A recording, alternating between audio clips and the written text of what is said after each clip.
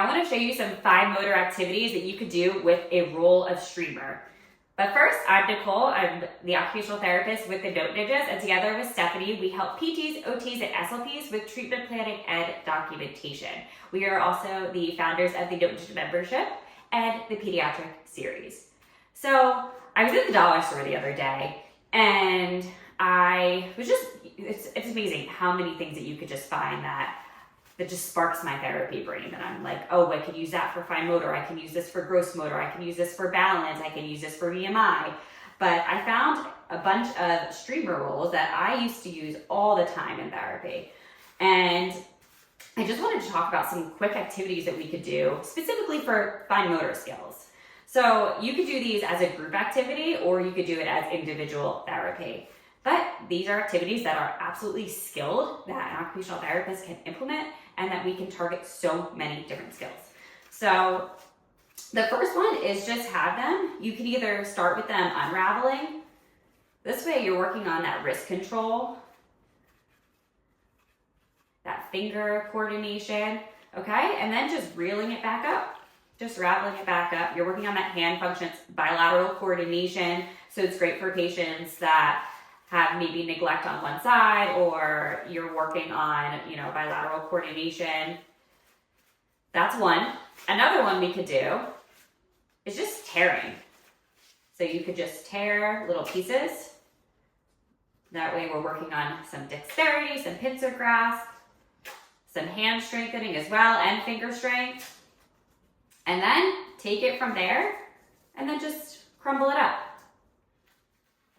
And like I said, this is all from the dollar store, so it's really cheap. And this will go a long way too. You can use this with multiple patients. You could do different colors, whatever you want to do.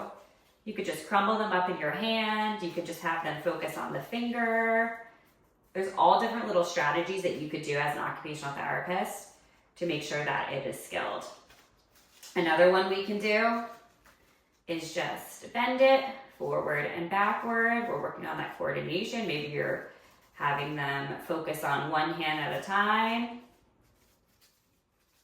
Okay, we can also roll it like this. So you could do an entire treatment session literally with this. You can also use it as visual cue, but we could do that for another time. So this video is just focusing on the fine motor coordination, but I like the rolling. There's all different things. Go forward and then backwards.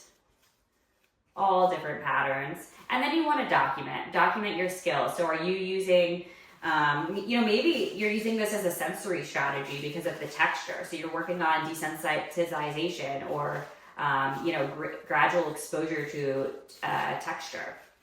You want to make sure that you're putting that in your note, whatever the purpose of the activity is.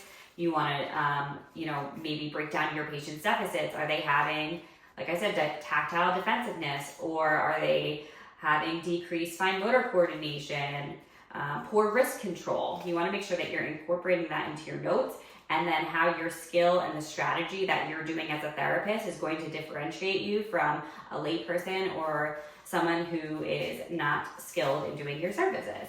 You also want to tie it to the functional goal. So our patient is performing a fine motor coordination task in order to increase manipulation of buttons for donning and doffing a shirt.